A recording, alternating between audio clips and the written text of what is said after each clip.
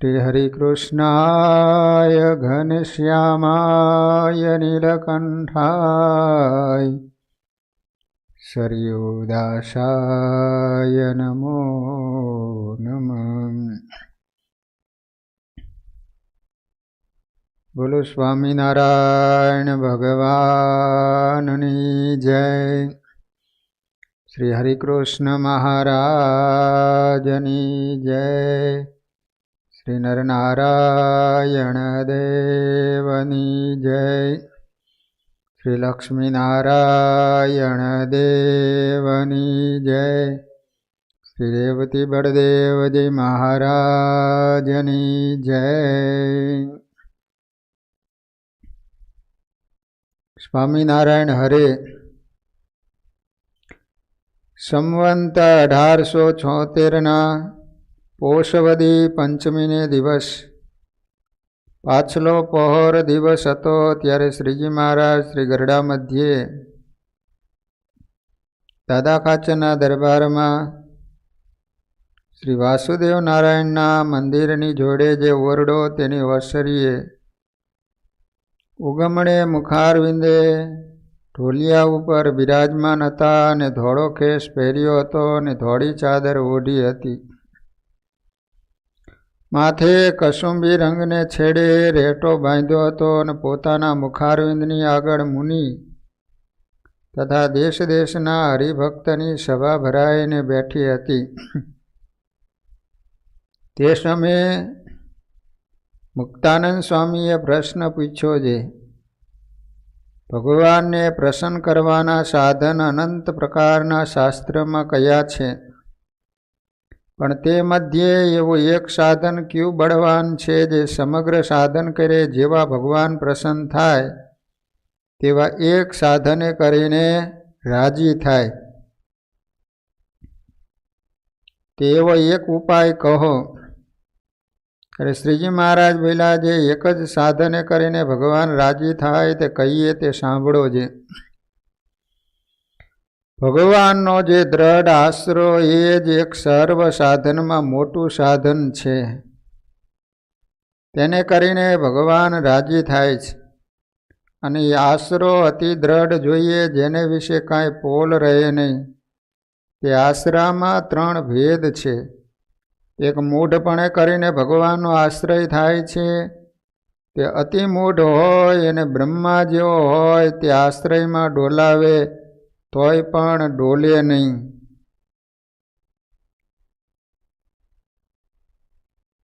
આ વચનામૃતની અંદર મુક્તાનંદ સ્વામીએ પ્રશ્ન પૂછ્યો છે કે બધા સાધન કરવાથી ભગવાન જેવા પ્રસન્ન થાય, રાજી થાય, તેવા જ એક સાધન કરવાથી ભગવાન રાજી થાય એવું એક સાધન બતાવો. કેટલો સરસ મજાનો મુક્તાનંદ સ્વામીનો પ્રશ્ન છે. તપ કરો, વ્રત કરો, દાન કરો, તીર્થ કરો, શાસ્ત્રોમાં ભગવાનને રાજી કરવા માટેના કેટલાય પ્રકારના સાધનો બતાવવામાં આવ્યા છે, અલગ અલગ પ્રકારના. તો તમે એ બધા સાધનો કરો, જેવા ભગવાન રાજી થાય તેવા જ એક સાધને કરીને ભગવાન રાજી થાય એવું એક સાધન અમને બતાવો. કેટલો સરસ મજાનો પ્રશ્ન છે. મહારાજે કીધું કે ભગવાનનો દ્રઢ આશ્રય. શાસ્ત્રોમાં શરણાગતિનો બહુ મહિમા બતાવવામાં આવ્યો છે. ભગવાનના આશ્રયનો બહુ મોટો મહિમા છે. શાસ્ત્રો એમ કહે છે કે મનુષ્ય માત્ર એક ક્ષણ પણ કર્મ કર્યા વિના રહી શકતો નથી. જાણે અજાણે કંઈક ને કંઈક નાના મોટા પાપ થાય જ છે. તો પાપ થાય તો એ પાપનું ફળ ભોગવવું જ પડે છે. એટલા માટે સત્સંગી જીવનમાં ધર્મદેવ અને ભક્તિ માતાને બહુ દુઃખ આવ્યું ને. ભક્તિ માતા ધર્મદેવને કહે છે કે પતિદેવ, આપણે ત્યાં કોઈ પણ અતિથિ અભ્યાગત આવે છે એને કોઈ દિવસ આપણે પાછા કાઢ્યા નથી. આપણે આટલું કરવા છતાંય પણ આપણા ઘરની અંદર કેમ કંઈ ખાવાનું રહ્યું નથી એમ. તોય આપણા જીવનમાં આટલું બધું દુઃખ કેમ? આજે આપણને 3 દિવસના ઉપવાસ થયા છતાંય પણ ખાવાનું મળતું નથી. ત્યારે ધર્મદેવે ભક્તિ માતાને બહુ સરસ મજાની વાત કરી કે દેવી, બ્રહ્માથી આરંભીને તમામ જીવ પ્રાણી માત્ર પ્રારબ્ધ કર્મને આધીન છે. પ્રારબ્ધ કોને કહેવાય? પૂર્વ જન્મમાં તમે જે કર્મો કરેલા છે એ કર્મોનું ફળ જે પાકી અને તમને આપવા માટે તૈયાર થયું હોય એને પ્રારબ્ધ કહેવાય છે. તો ધર્મદેવ એમ કહે છે કે પ્રારબ્ધ કર્મ ધીનો અસ્તિ દેહો વૈ સર્વદેહિન પ્રાપ્યતે યત સુખમ દુઃખમ તત્થી તસ્યાનુસારત ભોગમ વિના ન પ્રારબ્ધમ કર્મોપાયે સ્વનુષ્ઠિતે કસ્યાપેક્ષીયતે નૂનમ ઇતિ ભદ્રેસ્તિ નિશ્ચય. પ્રાણી માત્રનું શરીર પ્રારબ્ધ કર્મને આધીન છે. આપણું શરીર છે ને એ પૂર્વે તમે જેવા કર્મો કર્યા હો એ પ્રકારનું તમને શરીર મળે છે. આ જન્મમાં તમારું શરીર જો માંદું રહેતું હોય ને તો સમજી લેવાનું કે આપણે પૂર્વ જન્મમાં એવા કર્મો કરેલા છે એને આધારે જ આ જન્મમાં એ પ્રકારનું તમને શરીર મળતું હોય છે. તેથી જીવનમાં જે કંઈ સુખ અથવા દુઃખ પ્રાપ્ત થાય એ પ્રારબ્ધ કર્મ અનુસારે જ થાય છે.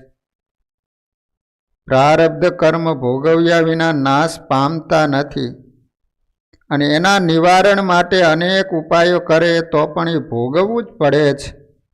આ શાસ્ત્રનો નિશ્ચય નિર્ણય છે.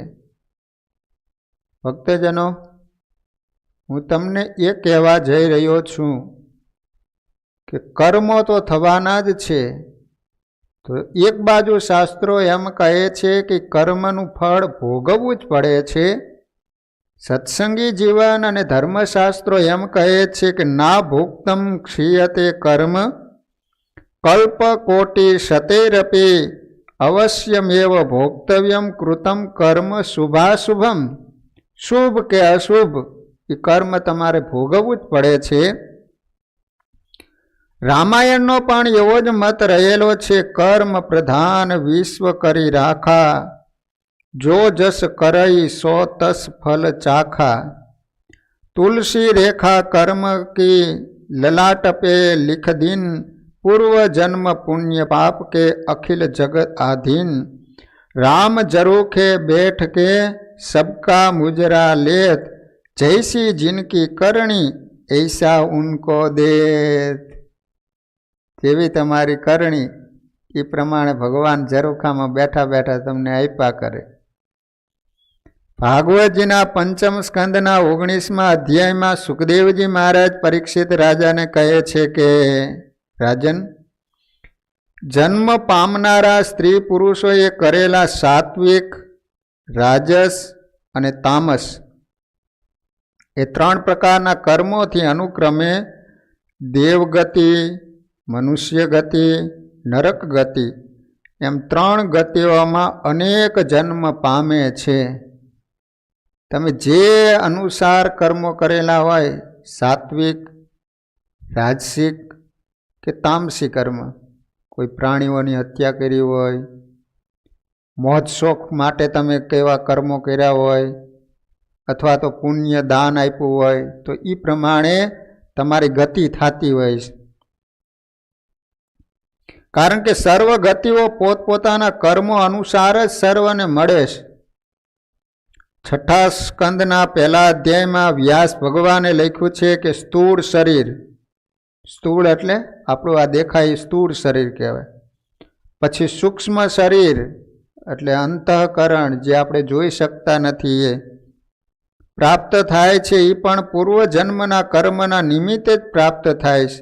યાદૃશમ ક્રિયતે કર્મ તાદૃશમ પ્રાપ્યતે ફલમ. માણસ જેવું કર્મ કરે છે એવું જ ફળ પામે છે. જેમ ગોટલી વાવે તો આંબો ઉગે, અને લીંબોડી વાવો તો લીમડો ઉગે, તેમ જેવું જ કર્મ કરો એવું તમને ફળ મળે. મહાભારતમાં યુધિષ્ઠિર રાજાએ ભીષ્મ પિતામહને સરસ મજાનો પ્રશ્ન પૂછ્યો છે. યુધિષ્ઠિર પૂછે છે કે ક્યું શુભ કર્મ કરવાથી મનુષ્ય આલોકમાં અને પરલોકમાં સુખને પામે છે, એ કહો. એ સાંભળીને ભીષ્મ દાદાએ કહ્યું કે આવો જ પ્રશ્ન જનક રાજાએ પરાશર મુનિને પૂછ્યો હતો ને, એ જ તને વાત કરું.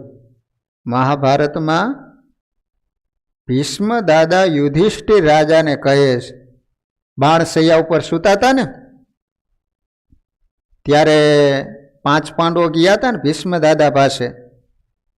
ત્યારે ભીષ્મ દાદા યુધિષ્ઠિર રાજા જે પૂછે છે એ પ્રશ્નનો જવાબ આપે છે. તો ભીષ્મ દાદા કહે છે કે જનક રાજાએ પરાશર મુનિને પૂછ્યું હતું, એ જ વાત હું તને સંભળાવું છું કે આલોકમાં અને પરલોકમાં જાણવા યોગ્ય પરમ શ્રેય કયું છે તે મને કહો. ત્યારે પરાશર મુનિ કહેવા લાગ્યા, પોતાની આજીવિકા ચલાવવા માટે અથવા ઇન્દ્રિયોનું પાલન પોષણ કરવા માટે મનુષ્યો અનેક પ્રકારના માર્ગો દ્વારા પુણ્ય અને પાપ કર્મોનું સેવન કરે છે. પછી જ્યારે તેઓ મરણ પામે ને, ત્યારે તેઓની પોતપોતાના કર્મ પ્રમાણે અનેક ગતિઓ થાય છે. અને તમે જેવા કર્મો કરેલા હોય ને, પાપ કરો કે પુણ્ય કરો, એ પ્રમાણે તમારી ગતિ થાય. જેમ એકાદ ત્રાંબાના વાસણને હોનાનો અથવા રૂપાનો ઢોળ ચડાવવાથી તે જાણે હોનાનું અથવા રૂપાનું હોય એવું બની જાય, એમ જીવ પ્રાણી માત્ર પણ પૂર્વ કર્મના પુણ્ય પાપ રૂપીથી ઢોળથી રંગાઈને પુણ્ય યોનિમાં અથવા પાપ યોનિમાં અવતરે છે. જગતનો કોઈ પણ પદાર્થ એના બીજ મૂળ કારણ વિના ઉત્પન્ન થતો નથી. કોઈ પણ આ વૃક્ષ તમે જુઓ ને, તો એનું બી હોય એમાંથી જ ઉત્પન્ન થયું હોય. એમ આપણો ગમે તે યોનિમાં જન્મ મળે એટલે સમજી લેવાનું કે એનું કંઈક આપણે બીજ વાવેલું છે. એવા તમે પાપ કે પુણ્ય કરેલા છે એટલે તમને આવો જન્મ મળે. કોઈ કાંઈકે આંધળા, લુલા, લુંગડા આવા જન્મ મળે છે ને, તો સમજી લેવાનું કે પૂર્વ જન્મમાં આપણે એવા કર્મો કર્યા છે, એટલા માટે જ આ જન્મમાં તમને આવો દેહ મળ્યો છે. અર્થાત પુણ્ય પાપ રૂપી બીજને લીધે જ પ્રાણી પુણ્ય તથા પાપ યોનિમાં જન્મે. પૂર્વ જન્મમાં જો પુણ્ય કર્મ કર્યું ન હોય તો મનુષ્યને કદી પણ સુખ મળતું નથી. પરંતુ પુણ્ય કર્મ કરીને જ મનુષ્ય મરણ પછીના બીજા જન્મમાં સુખને પામે છે. દરેક મનુષ્ય ઇન્દ્રિય, મન, વાણી અને શરીરથી પુણ્ય, પાપ, નીતિ અને અનીતિ આ 4 પ્રકારનું કર્મ અવશ્ય કરે છે. અને જેણે જેવા પ્રકારનું કર્મ કર્યું હોય એને એવા પ્રકારનું ફળ મળે છે. હે રાજા, કોઈ સમયે મનુષ્યને સુખનો અને દુઃખનો બંનેનો અનુભવ થાય છે, એનું મૂળ કારણ શું છે? કર્મ. તમને સુખ મળે કે દુઃખ મળે તો સમજી લેવાનું કે આપણે પૂર્વજન્મમાં કરેલું એનું અત્યારે ફળ ભોગવી રહ્યા છીએ. એમાં ભગવાનનો વાંક નથી. આપણા જેવા પૂર્વજન્મમાં કર્મ હોય એને અનુસારે જ આ લોકમાં તમને સુખ અને દુઃખ મળે છે. જે મનુષ્યએ જે પ્રમાણે કર્મ કર્યું હોય તેને એ પ્રમાણે એનું ફળ મળે. મનુષ્ય જ્યારે સૂઈ જાય ને ત્યારે એનું કર્મ પણ સૂઈ જાય. ઊભો રહે ત્યારે એનું કર્મ પણ સમીપમાં જ ઊભો રહે. ચાલવા માંડે ત્યારે એનું કર્મ પણ એની પાછળ ચાલવા માંડે. અને એ મનુષ્ય જ્યારે કોઈ પણ પ્રકારનું કાર્ય કરે ત્યારે એનું કર્મ પણ પોતાનું કામ કરવા લાગી પડે. આ પ્રમાણે છાયાની જેમ કર્મ મનુષ્યને અનુસરે છે. માન, અપમાન, લાભ, હાનિ, નાશ અને ઉદય એ બધા કર્મોના ફળ રૂપે પ્રગટ થાય છે. કર્મોની સમાપ્તિ થતાં જ પાછા અદૃશ્ય થઈ જાય. સુખ અને દુઃખને આપનારા જેવા જેવા કર્મો પોતે પૂર્વજન્મમાં કર્યા હોય તે સર્વેનું ફળ ગર્ભશૈયામાં આવ્યા પછી અનુક્રમે પ્રાણીને ભોગવવું પડે છે. પૂર્વજન્મના સમયે બાલ્ય, યુવા કે વૃદ્ધ ગમે તે અવસ્થામાં મનુષ્ય શુભ અશુભ કર્મ કર્યું હોય એનું ફળ આ જન્મમાં તે અવસ્થામાં પ્રાપ્ત થાય. એટલા માટે એક કવિ કહે છે, તારે એક દિન જાવું પડશે, કરમ તારા તને નડશે. જીવલડા, તું તો બાંધી મુઠ્ઠી આવ્યો, તું તો કાંઈ ન સાથે લાવ્યો, માયાએ તને ભરમાયો રે જીવલડા. તે તો પરનું ભેડું કીધું, તેમાં તારું માની લીધું, વિષયનું વિષ પીધું રે જીવલડા. તું તો ભૂલી ગયો ઘર તારું, તારી આગળ પાછળ અંધારું, નીકળવાનું નથી બારું રે જીવલડા. તું તો સંત સમાગમ કરજે, તારા હું પદને પર હરજે, વાલાને નવ વિસરજે રે જીવલડા. એમાં મંગલ તારું થાશે, ઘર ઘરમાં ગોવિંદ જણાશે, મરણ તારું મટી જાશે રે જીવલડા. આ રીતે તમામ શાસ્ત્રો એમ કહે છે કે શુભ અથવા તો અશુભ કર્મ તમારે ભોગવવું જ પડે છે. હવે કર્મ એટલે શું? બહુ સરસ મજાની સમજવાની વાત આવે છે. કર્મ એટલે શું? સરળ ભાષામાં કર્મની વ્યાખ્યા કરીએ ને, કર્મ એટલે ક્રિયા. ક્રિયા એટલે આપણે જે કોઈ કામ કરીએ છીએ દરેક ક્રિયાને કર્મ કહેવામાં આવે. જેમ કે ખાવું, પીવું, નાવું, ધોવું, ચાલવું, ઊભા રહેવું, નોકરી કરવી, ધંધો કરવો, જોવું, સાંભળવું, ઊંઘવું, સ્પર્શ કરવો, જીવવું, મરવું ઇત્યાદિ તમામ શારીરિક અને માનસિક ક્રિયાને કર્મ કહેવાય છે. શરીરથી કે મનથી તમે સવારે જાગો અને સાંજ સુધી જે કાંઈ કામ કરો છો એને શું કહેવાય? કર્મ. તેમજ નવધા ભક્તિ કરવી, સદામય જીવન જીવવું અને દારૂ પીવો, માંસ ખાવું, ચોરી કરવી, વ્યભિચાર કરવો તથા નાના મોટા જીવની હિંસા કરવી એને પણ એક પ્રકારનું કર્મ જ કહેવાય છે. આ કર્મના મુખ્યત્વે 3 ભાગ છે. આપણે જે કાંઈ કર્મ કરીએ છીએ ને એના હવે 3 ભાગ બને છે. કયા 3? એક ક્રિયમાણ કર્મ, બીજું સંચિત કર્મ, ત્રીજું પ્રારબ્ધ કર્મ. હવે આ 3 કર્મ તમને સમજાવું. એક ક્રિયમાણ કર્મ, બીજું સંચિત કર્મ, ત્રીજું પ્રારબ્ધ કર્મ. જે આપણે કર્મ કરીએ છીએ એને 3 ભાગ પડ્યા.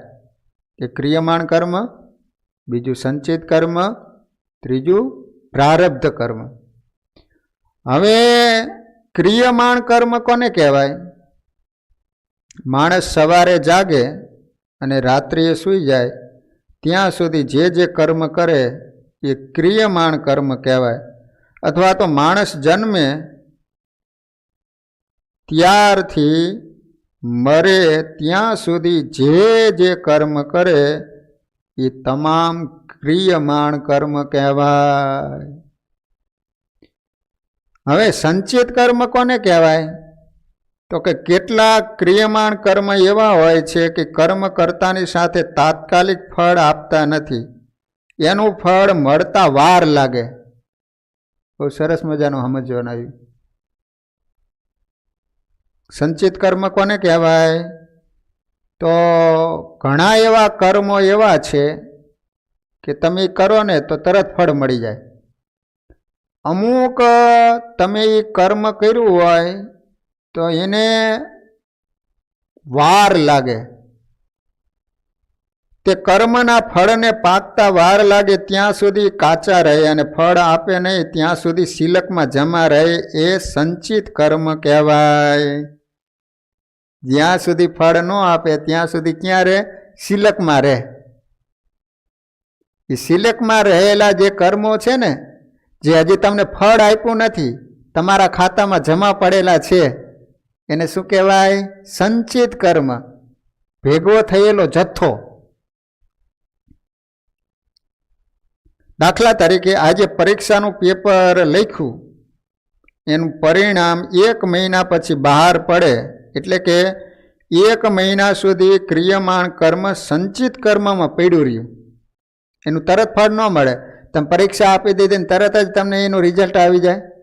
મહિને 2 મહિને તમને આપે છે ને, એ જે એ પડ્યું રહ્યું ને એને શું કહેવાય? સંચિત કર્મ. જેમ કે આજે બાજરી વાવીએ એનું ફળ 90 દિવસે તમને મળે. બાજરી વાવન તરત જ બાજરો થઈ જાય? હા, 3 મહિના થાય ને. ઘઉં 120 દિવસે પાકે, આંબો 5 વર્ષે ફળ આપે અને રાયણ 10 વર્ષે ફળ આપે. એવી રીતે જે જાતના ક્રિયમાણ કર્મના બીજ એ પ્રકારે એને ફળતા ઓછી વધતી વાર લાગે. આવા તો અનેક સંચિત કર્મો જીવની પાછળ સ્ટોકમાં પડ્યા જ છે. શું કીધું? આપણે પૂર્વજન્મમાં બહુ કરેલા છે હો, એ બધા સ્ટોકમાં પડ્યા જ છે હજી. ક્રિયમાણ કર્મમાંથી પણ અનેક કર્મો સંચિતમાં જમા થાય છે. જેમ કે કોઈ વ્યક્તિ દારૂ, માંસ અને વ્યભિચાર વગેરે પાપ કર્મ કરે, એનું ફળ એનું સંચિતમાં જમા થાય અને એનું ફળ એને મર્યા પછી જમપુરીમાં ભોગવવું પડે. હજી કેટલો સ્ટોક તો આપણા ખાતામાં પડેલો જ છે. પૂર્વજન્મમાં પાપ કરેલા હે ને, હજી પાછા અહીંયા નવા કર્મો કરીએ. હવે ક્યારે આ બધા એનો અંત આવશે? ત્યાં સુધી સંચિત કર્મમાં જમા રહે. આ રીતે આખી જિંદગીના કર્મોમાંથી ઘણા કર્મો સંચિત કર્મમાં જમા થાય છે અને કર્મો બીજા જન્મમાં ભોગવવા પડે. એટલા માટે ગુણાતીતાનંદ સ્વામી કહેતા, આ જીવના પાપના કરોડ કોઠાર ભર્યા છે. ઘણા કર્મ આ જ જન્મમાં ભોગવવા પડે છે. દાખલા તરીકે દશરથ રાજા હતા, એને જીવનમાં કરેલું કર્મ એના ખાતામાં જમા થયું તો એની યુવાન અવસ્થા હતી ને ત્યારે એને શ્રવણને માર્યો હતો. પણ એનું ફળ ક્યારે મળ્યું? ઠેઠ એની અંત અવસ્થા આવી ને ત્યારે એની આંખને સામે દેખાવા માંડ્યો ને. નો કૌશલ્યાને કીધું કે તને દિવાલમાં દેખાય છે? તો કે ના, મને દિવાલમાં કાંઈ નથી દેખાતું. તો કહે છે કે તને નથી દેખાતું? તો કે ના, મને દેખાય છે. તો કે પતિદેવ શું દેખાય છે? તો કે મારી યુવાનીમાં મેં શ્રવણને મારી નાખ્યો હતો અને એ વખતે હું જ્યારે એના માત પિતાને પાણી આપવા માટે ગયો ત્યારે એને રડતા રડતા મને શ્રાપ દીધો ને, એ અંધો ને અંધી મને દેખાય છે. એને મને શ્રાપ આપ્યો હતો, ભગવાન જેવા 4 દીકરા હશે પણ તમારી અંત અવસ્થા આવશે ને, મરતી વખતે 4માંથી 1 પણ દીકરો હાજર નહીં હોય. એ ફળ આવ્યું. જો તરત ન મળ્યું, શ્રવણ મળ્યો ને તરત ફળ ન જ મળ્યું, પણ એના ખાતામાં જમા થયું. પછી જ્યારે સમય આવ્યો ને ત્યારે એ ફળ મળી ગયું. એ કર્મ ફળ આપીને શાંત થયું અને પછી રાજાનું મૃત્યુ થયું. ત્યારે ચારેય દીકરામાંથી એકેય હાજર નહોતા ને. એવી જ રીતે મેંગણીના માનભા પેલા હિંસા બહુ કરતા, પછી ગોપાળાનંદ સ્વામીના સમાગમથી માનભા દરબાર સારા ભગત બન્યા. સમય જતા એમનો એક પગ પાક્યો અને એની અંદર જીવડા પડ્યા, જીવડાઓ. એટલે માનભાઈએ ગોપાળાનંદ સ્વામીને તેડાવીને પ્રશ્ન પૂછ્યો કે સ્વામી, મારા પગમાં જીવડા કેમ પડ્યા છે? સ્વામીએ કહ્યું, દરબાર, તમોએ યુવાનીમાં એક સસલાના પગમાં ગોળી મારી અને એનો પગ કાપી નાખ્યો હતો ને, એને કારણે તમારા પગમાં જીવડા પડ્યા છે. જો સસલાને ગોળી મારી હતી ને, પગ કાપી નાખ્યો હતો, તો હવે એ તમને ફળ અત્યારે મળ્યું. કર્મનું ફળ દ્રષ્ટ અને અદ્રષ્ટ બે પ્રકારનું છે. દ્રષ્ટ ફળ આ જન્મે જ ભોગવવું પડે અને અદ્રષ્ટ ફળ જન્માંતરે ફળ આપે. અર્થાત જ્યારે પાકી જાય ને ત્યારે ભોગવવા મળે. જેમ કે કોઈ વ્યક્તિ ભજન કરે, દાન કરે, ધર્મનું પાલન કરે, પરંતુ એનું ફળ તુરંત મળતું નથી, કારણ કે અદ્રષ્ટ છે. એમાંય પણ ઘણા લોકોના શુભ કર્મો એ જન્મમાં જ પાકી જાય. જેમ કે સંતની સેવા કરી એ રૂપ કર્મ કર્યું, તેથી સંતોના આશીર્વાદ મળી ગયા, એથી કર્મ સંચિતમાં જમા ન થયું. કેમ કે જુનાગઢનો બાવદીન મુસલમાન હતો, તો ગુણાતીતાનંદ સ્વામીની સેવા કરી તો આશીર્વાદ મળ્યા, તો એનું ફળ તરત જ મળી ગયું, દીવાન બન્યા. પરંતુ તમામ શુભ કર્મોનું ફળ એ જ જન્મે મળતું નથી. એવી રીતે સર્વ અશુભ કર્મોનું ફળ પણ એના એ જ જન્મે ભોગવવું પડતું નથી. શુભ અને અશુભ આ બંને કર્મોનું ફળ અપવાદ રૂપે આ જન્મમાં મળે, પરંતુ બહુધા તો બીજા જન્મમાં અથવા અનેક જન્મ પછી એનું ફળ મળે. દાખલા તરીકે ધૃતરાષ્ટ્ર, ઘણા કર્મો એવા હોય કે તરત ફળ મળે, ઘણા કર્મો એવા હોય કે આ જન્મમાં ગમે ત્યારે મળે, ઘણા કર્મોનું ફળ એવું હોય છે કે અનેક જન્મોમાં મળે, તરત ન મળે. દાખલા તરીકે ધૃતરાષ્ટ્રના 100 દીકરા મરી ગયા, 100 પુત્રો મરી ગયા. ત્યારે ધૃતરાષ્ટ્રે કૃષ્ણ ભગવાનને પૂછ્યું, મારા જીવનમાં મેં કોઈ એવું ભયંકર પાપ કર્યું નથી કે જેના ફળ સ્વરૂપે મારા એક હામટા 100 પુત્રો મરી જાય, છતાંય પણ કેમ મૃત્યુ પામ્યા? ત્યારે ભગવાને એના પાછલા જન્મોને જોવા માટે એને દ્રષ્ટિ આપી કે તારા એક હારે 100 છોકરા મરી ગયા ને, એનું કારણ તારે જોવું છે ને. તું એમ કહે છે ને કે મેં જીવનમાં કોઈ પાપ કર્યું નથી, છતાંય મારા 100 દીકરાઓ કેમ મરી ગયા? ભગવાને એને પૂર્વ જન્મ દેખાડ્યા કે જોઈ લે, તું ભલે આ જન્મમાં તે પાપ નથી કર્યું, પણ પૂર્વ જન્મમાં શું પાપ કર્યું છે ને, જો હાલ. એ તો ભગવાન હતા ને, દેખાડ્યા કે ને. એને દ્રષ્ટિ આપી ત્યારે એને જોયું ને, આશરે 50 જન્મ પહેલા એક પારધી હતો.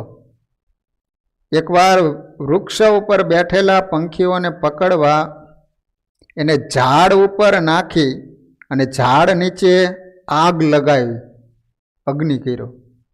ઉપર ઝાડ નાખી દીધી, બધા પંખીઓને લઈ લીધા ઝપટમાં, અને નીચેથી અગ્નિ કર્યો એને.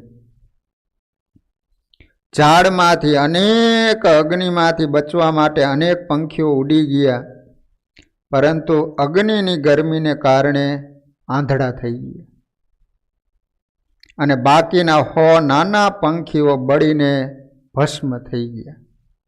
આ ક્રિયમાણ કર્મ 50 જન્મ સુધી સંચિત કર્મમાં પાયકા વગર પડી રહ્યું અને જ્યારે રાજાની બીજી સઘળી પુણ્યના પરિણામે એને આ જન્મમાં 100 પુત્રો પ્રાપ્ત થયા ત્યારે સંચિત કર્મ ફળ આપવા તત્પર થયું. એના કારણે એના 100 પુત્રો મરી ગયા. ત્યાં સુધી એના ખાતામાં સ્ટોપ માર્યો. કારણ કે સામે એવો મોકો તો મળવો પડે ને, 100 છોકરા તો હોવા જોઈએ ને. કારણ કે એ પ્રમાણે સામે બધું ગ્રાઉન્ડ તૈયાર થવું જોઈએ ને. તે આ જન્મમાં એને 100 છોકરા હતા એટલે એ 50 જન્મ પહેલાં જે કર્મ કરેલું હતું એનું ફળ આજે એને ભોગવવું પડ્યું. તમે વિચાર કરો, કર્મનો સિદ્ધાંત કેટલો પાકો છે.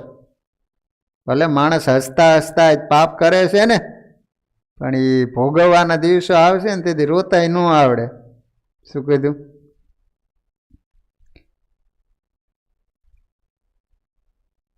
બરાબર લાગ આવ્યો ત્યારે સંચિત કર્મમાંથી જુદું પડીને તત્કાળ આવી ગયું અને ફળ આપીને શાંત થયું.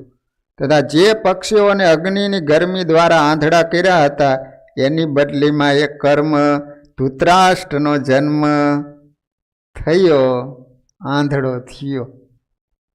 એ પંખી આંધળા થઈ ગયા હતા ને, એ પાપને કારણે આ જન્મમાં એ આંધળો થયો. તો લો, એમાં ભગવાનનો વાંક ન હોય, ભગવાનનો દોષ ન કઢાય કે ભગવાને મને કેમ આંખો ન આપી, હાથ પગ કેમ ન આપ્યા. ભગવાનનો વાંક નથી, તારો જ વાંક છે. પૂરો જન્મમાં એવા પાપ કરીને તું આવ્યો છે, આ જન્મમાં હું ભોગવવો પડશે. એના કારણે જન્મથી આંધળો થયો હતો. ક્રિયમાણ કર્મનું ફળ કદાચ તાત્કાલિક ન અપાવી શકાય તો એવા કર્મ સંચિત કર્મમાં જમા પડે રહે અને ભવિષ્યમાં લાગ આવે ત્યારે પાકે અને ફળ અપાવીને જ શાંત થાય. આ પ્રમાણે ક્રિયમાણ કર્મ જે ફળ આપીને શાંત થયા નથી એને સંચિત કર્મ કહેવાય છે. હવે ત્રીજું પ્રારબ્ધ કર્મ. એક ક્રિયમાણ કર્મની વાત કરી કે આપણે સવારથી સાંજ સુધી અથવા જન્મથી મરી સુધી જે કર્મ કરીએ એને ક્રિયમાણ કર્મ કહેવાય. સંચિત કર્મ કોને કહેવાય? કે જે આપણે કર્મો કરેલા છે એમાં અમુક તમને ફળ મળી જાય અને અમુકનું જે ફળ બાકી રહેલું છે એ તમારા ખાતામાં સ્ટોક જમા થયેલું છે એને શું કહેવાય? સંચિત કર્મ. હવે પ્રારબ્ધ કર્મ કોને કહેવાય?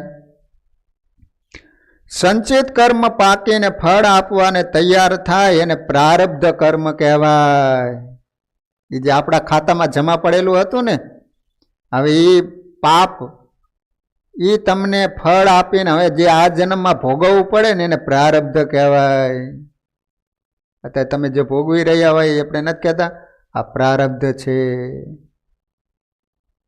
અનાદિકાળથી જન્મ જન્માંતરના સંચિત કર્મોના અસંખ્ય ઢગલાઓ જીવની પાછળ જમા થયેલા પડ્યા જ છે. એમાંથી જે સંચિત કર્મો પાકીને ફળ આપવા તૈયાર થાય એવા પ્રારબ્ધ કર્મોને ભોગવવાને અનુરૂપ શરીર જીવને પ્રાપ્ત થાય અને શરીર જીવનકાળ દરમિયાન એ પ્રમાણે પ્રારબ્ધ કર્મ ભોગવ્યા પછી દેહ પડે. જ્યાં સુધી તમારું પ્રારબ્ધ ન ભોગવાઈ રહે ને ત્યાં સુધી તમારું શરીર પડે જ નહીં. ત્યાં સુધી તમારી ભોગવવું જ પડે, સુખ કે દુઃખ જે કાંઈ લખેલું હોય ને. પ્રારબ્ધ કર્મને ભોગવવા અનુરૂપ દેહ, આરોગ્ય, સ્ત્રી અને પુત્રાદિક તેમજ સુખ દુઃખ વગેરે જીવનકાળ દરમિયાન જીવને આપીને મળે અને પ્રારબ્ધ કર્મ પૂરેપૂરા ભોગવ્યા સિવાય દેહનો છુટકારો થતો નથી. એ પ્રમાણે તમારું આરોગ્ય રહે, તમને દીકરાઓ પણ એવા જ મળે, તમને સ્ત્રી પણ એવી જ મળે. માથાની ભટકાણી હોય ને તો સમજી લેવાનું કે પૂર્વે આપણે એવા કર્મો કરીને આવ્યા છીએ એટલે આ જન્મમાં હવે ભોગવવાનું. ક્યારેક વેલણવારી કરે, ક્યારેક લાફાવારી કરે, ક્યારેક ઉઠબેઠ બેઠ કરાવે, ક્યારેક લોટ બંધાવે, ક્યારેક વાસણ ઉટકાવરાવે. સમજી લેવાનું કે આ બધું પૂર્વ જન્મનું છે, ભોગવવું પડે. જીવનકાળ દરમિયાન જીવને આવી મળે છે અને પ્રારબ્ધ કર્મ પૂરેપૂરા ભોગવ્યા સિવાય દેહનો છુટકારો થતો નથી. જન્મ જન્માંતરના જમા થયેલા સંચિત કર્મો પાકીને ફળ આપવા પ્રારબ્ધ રૂપે તૈયાર થતા જાય તેમ તે અનંતકાળ સુધી જુદા જુદા દેહ ધારણ કરતો જ રહે છે. જ્યાં સુધી તમારા કર્મો પૂરા ન થાય ત્યાં સુધી તમારે દેહ ધરવા જ પડે. કર્મનો અટલ સિદ્ધાંત છે, જેવું વાવો એવું લણો, જેવું કરો એવું પામો, જેવી કરણી એવી પાપ ઉતરણી, તથા જો જસ કરઈ સો તસ ફલ ચાખા. માણસ જેવું કર્મ કરે તેવું જ એને ફળ મળે. પરંતુ આપણા બધાને પ્રત્યક્ષ અનુભવ એવો છે કે આપણે નજરો નજર એવું જોઈએ છીએ કે જે માણસ ન્યાય નીતિ અને ધર્મથી ચાલે છે એ જગતમાં દુઃખી થતો દેખાય. અધર્મ અનીતિ કરે, કાળા બજાર, લાંચ, રૂશ્વંત કરે, એને ઘર બંગલા, મોટર વગેરે સુખ સમૃદ્ધિ હોય આવું જોઈએ છીએ ત્યારે ઘણા લોકોને ભગવાન ઉપરથી શ્રદ્ધા ડગી જાય અને કર્મના કાયદામાં કંઈક ગરબડ હોય ને એવું લાગે. તેથી સુખ મેળવવાની આશામાં આપણે પણ અનીતિ અને અધર્મથી પૈસા પ્રાપ્ત કરવા પહેરાઈએ છીએ. ઘણીવાર આવું જોઈએ ને એટલે પછી એમ થાય કે હારું આપણે તો આટલું મંદિર જઈને તૂટી ગયા, આટલી ભક્તિ કરીએ, મારી બાજુમાં 2 નંબરના ધંધા કરે છે તો એને ત્યાં બંગલા મોટર ને પછી આપણને પરમાત્મા પ્રત્યેની શ્રદ્ધા ડગી જાય. પછી આપણને એમ થાય કે આ મૂકો ને હવે ટાંડું. પછી આપણે પણ એ પાપ કરવા માટે પહેરાઈ જતા હોય કે હવે આવું જ કરવું જોઈએ. આ એક ભયંકર ગેરસમજ છે. જો કારણ કે પુણ્યનું ફળ હંમેશા સુખ હોય, પાપનું ફળ હંમેશા દુઃખ હોય, તેમ છતાં માણસ પાપ કરતો હોવા છતાં સુખ ભોગવતો દેખાય છે.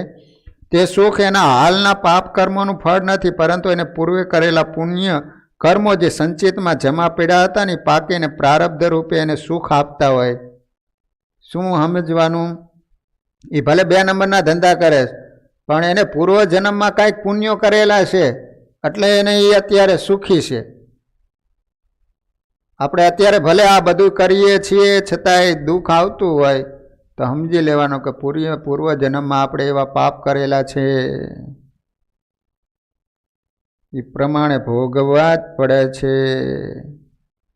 જો ગામડામાં અનાજ ભરવાની મોટી મોટી કોઠીઓ હોય છે ને એમાં ઉપરથી અનાજ નાખવામાં આવે અને કોઠીની નીચે એક બાકોરું સાણું હોય, એમાંથી જોઈતું અનાજ કાઢવામાં આવે.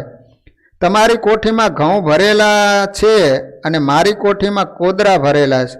ત્યાર પછી હાલમાં તમે તમારી કોઠીમાં ઉપરથી કોદરા નાખતા હો તો પણ કોઠીના નીચેના બાકોરેમાંથી ઘઉં જ નીકળશે. અને હું હાલમાં મારી કોઠીમાં ઉપરથી ઘઉં નાખતો હો પણ જ્યાં સુધી મારી કોઠીના કોદરા પૂરેપૂરા ખલાસ ન થાય ત્યાં સુધી કોઠીમાં નીચેના બાકોરામાંથી કોદરા જ નીકળશે. પરંતુ એના કારણે મારે અકળાવવાની જરૂર નથી, કેમ કે જ્યારે તમારી કોઠીમાં ઘઉં પૂરા થઈ જશે એટલે પછી તમારે કોદરા ખાવાનો સમય આવવાનો છે. કારણ શું? ઉપરથી નાખ્યા છે ને એટલે ઓલા હજી ઘઉં જેટલા છે ત્યાં સુધી ઘઉં જ નીકળવાના છે. ઘઉં પૂરા થાય પછી ઓલા કોદરા નીકળવાના છે. કેમ કે તમારી કોઠીમાં ઘઉં પૂરા થઈ જશે એટલે તમારે કોદરા ખાવાનો સમય આવવાનો એ ચોક્કસ છે. અને મારી કોઠીમાં પહેલાં સંચિત થયેલા કોદરા ખૂટી જશે એટલે મેં હાલમાં નાખેલા ઘઉં આવવાની શરૂઆત થશે. પછી તમે જ્યારે કોદરા ખાતા હશો ત્યારે હું ઘઉં ખાતો હોઈશ. આ દ્રષ્ટાંતનો સિદ્ધાંત એ સમજવાનો કે જે લોકો અત્યારે પાપ કરે છે તોય પણ સુખ ભોગવે છે એનું કારણ એ છે કે એમની સંચિત કર્મરૂપી કોઠીમાં પુણ્યરૂપી ઘઉં ભરેલા છે. અને ધર્મ નિયમ પાળનારા અને ભક્તિ કરનારા દુઃખી જણાય છે એનું કારણ પણ એ જ છે કે તેઓની સંચિત કર્મરૂપી કોઠીમાં પાપરૂપી કોદરા ભરેલા છે. પાપીઓ સુખી અને સજ્જનો દુઃખી એનું કારણ એ જ છે કે બંનેના અનંત જન્મોના સંચિત કર્મોના ઢગલાઓ પીડ્યા છે. એમાંથી પ્રારબ્ધ રૂપે પહેલાંને પુણ્ય પ્રાપ્ત થયું છે અને સજ્જનને દુઃખ મળ્યું. તેથી બંને પોતપોતાનું ભોગવી રહ્યા. હવે પછીના જન્મમાં પાપીને દુઃખો ભાગમાં આવશે અને સજ્જનને સુખો ભોગવવા પડશે.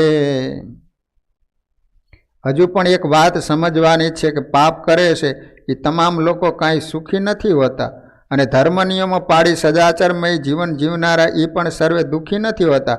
વર્તમાન સમયમાં અધર્મનું આચરણ કરનાર વ્યક્તિનું પ્રારબ્ધ કર્મ બળવાન હોય તોય પણ સુખી હોય છે, અને વર્તમાન સમયમાં ધર્મનું આચરણ કરનાર વ્યક્તિનું પ્રારબ્ધ કર્મ બળવાન હોય તો એ પણ સુખી હોય છે, તથા અધર્મીનું પ્રારબ્ધ કર્મ નબળું હોય તો તે દુઃખી થાય, અને ભક્તનું પ્રારબ્ધ કર્મ નબળું હોય તો તે દુઃખી હોય છે. માટે કર્મના કાયદાને બરાબર સમજી લેવા જોઈએ. કોઈ માણસ કંગાલ માણસ હોય અને મજબૂરીને કારણે લાચાર બની ગયો હોય, તેને લોકો નકામો હરામ ખરાબ કહે છે. કેમ? જે તે માણસ સારો જ છે, પરંતુ એનો સમય ખરાબ હોય છે. દુઃખી માણસ પોતાની ફરિયાદ, પોતાની રજૂઆત ક્યાં જઈને કરે, કોની આગળ કરે? કેમ કે જેટલું પ્રારબ્ધ કર્મમાં લખ્યું છે તે તો હંમેશા થવાનું જ છે. જો એક રાજાએ 4 પ્રશ્નો પૂછ્યા પ્રધાનને.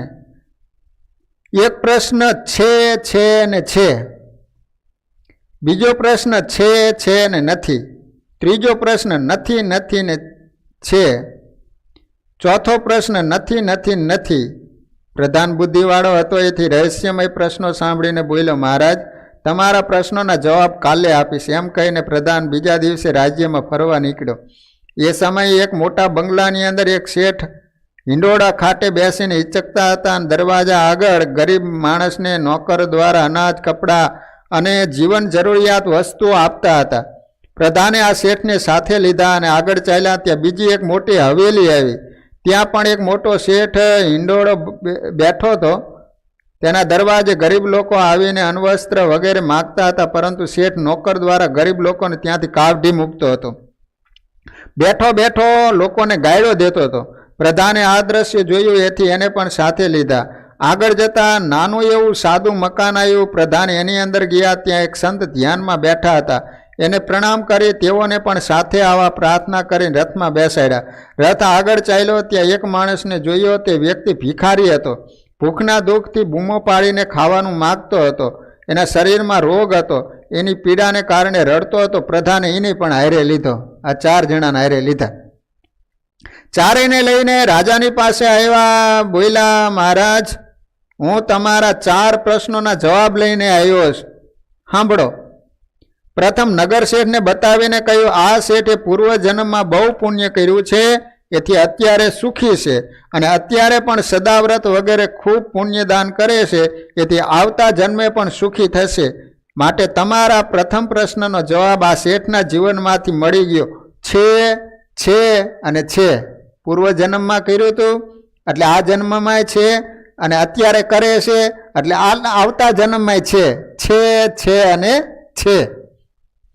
હવે બીજો શેઠને બતાવીને કહ્યું, આ શેઠનું પૂર્વજન્મનું ખૂબ પુણ્ય છે, તેથી આ જન્મે ધનવાન બન્યો છે, પરંતુ આ જન્મે કંઈ પણ દાન પુણ્ય કરતો નથી, તેમાં ધાર્મિક જીવન પણ જીવતો નથી, એટલે આવતા જન્મમાં એની પાસે કંઈ નહીં હોય. આ તમારા બીજા પ્રશ્નનો જવાબ છે અને નથી.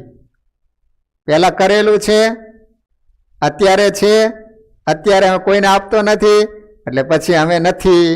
છે અને નથી. બીજો પ્રશ્ન. હવે ત્રીજો પ્રશ્ન. સંતને બતાવીને કહ્યું, આ સંત જગતને નાશવંત જાણી એક શ્રી હરિને સાચા માનીને અખંડ ભજન કરે છે, અને ધન માટે ઉદ્યમ કરતા નથી, તેથી તેઓ ખૂબ ગરીબ છે, પરંતુ એની ભજન ભક્તિને કારણે તેઓને પરમાત્માનું ધામ મળશે અને દિવ્ય સુખો મળશે. આ તમારા ત્રીજા પ્રશ્નનો જવાબ નથી અને છે. નથી અને છે. હવે છેલ્લે ભિખારીને બતાવીને બોલ્યા, રાજા, આ ભિખારીને પૂરું